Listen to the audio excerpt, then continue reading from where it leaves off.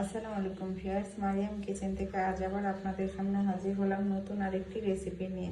আজকে আমি আপনাদেরকে করে দেখাবো পাতাকপি দিয়ে ডিমের কাটলেট। চলুন তাহলে রেসিপিটি শুরু করি। আমি এখানে পাতাকপিগুলোকে এরকম করে চিকন করে কুচি করে নিয়েছি।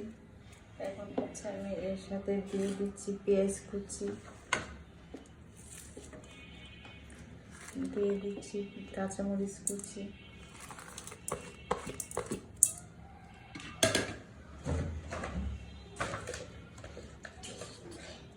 দিয়ে দিচ্ছি হলুদের গুঁড়া,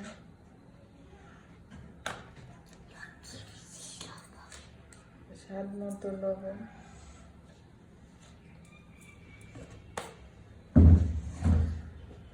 দিয়ে দিচ্ছি টালা জিরা গুঁড়া,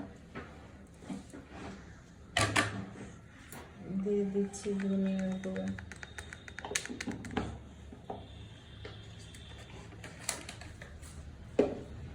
এখন হচ্ছে আমি সবটা ভালো করে মিক্স করে নেব। হাত দিয়ে ডলে ডলে এটাকে মিক্স করব।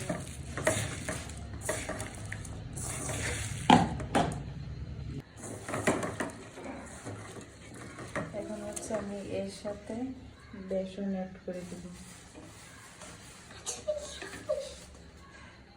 বেসনটা একবারে দেব না, 2-3 বারে দেব। সুন্দর করে হাত দিয়ে চেপে চেপে তারপরে আমি বেসনটা পাতাকপির সাথে মিক্স করে নেব। বেসনটা হচ্ছে বাইন্ডিংয়ের কাজ করবে।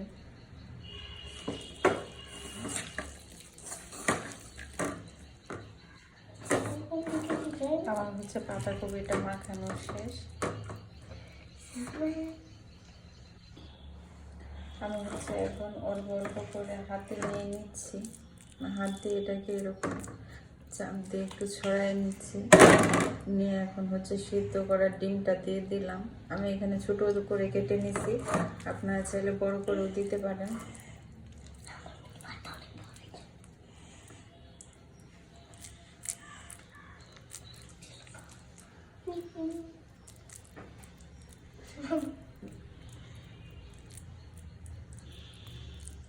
আমি এখানে কাটলেটের শেপ দিয়ে নিলাম, আপনারা চাইলে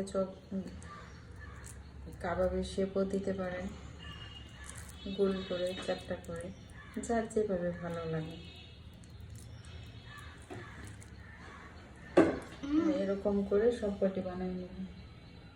আমার সবকটা কাটলেট তৈরি করা শেষ। এখন হচ্ছে আমি এগুলোকে ডুবো তেলে ভেজে নেব।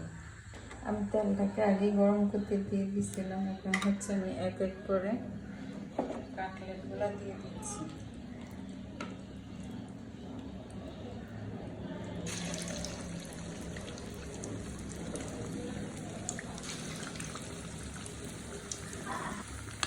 আমি হচ্ছে এখন কাটলেটগুলো উঠে দিচ্ছি।